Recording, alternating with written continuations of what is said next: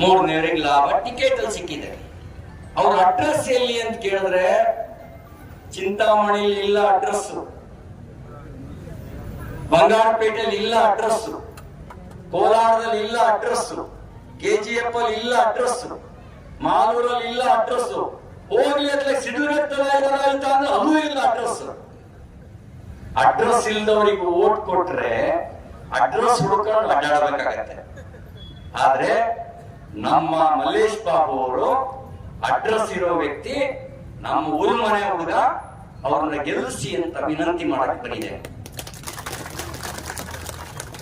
ಅವ್ರನ್ನ ಗೆಲ್ಲಿಸಿ ತೆರೆ ಹೊತ್ತ ಮಹಿಳೆಯ ಗುರುತಿಗೆ ಮತ ಹಾಕೋದ್ರ ಮೂಲಕ ಒಂದೊಂದು ಓಟ್ನು ಕೂಡಿಸಿ ಕಡೆಯದಾಗಿ ಒಂದ್ ಮಾತು ಹೇಳಿ ನನ್ನ ಮಾತು ಮುಗಿಸ್ತೇನೆ.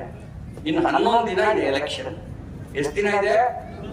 ಅಲ್ಲ, ಕ್ಯಾಂಪೇನ್ 11 ದಿನ, ಎಲೆಕ್ಷನ್ 13 ದಿನ ಇದೆ.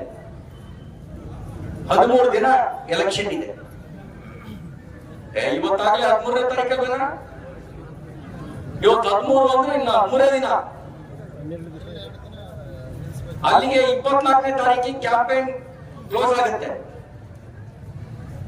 ಮೋದಿ ದೇಶಕ್ಕಾಗಿ ಕೆಲಸ ಮಾಡ್ತಾರೆ.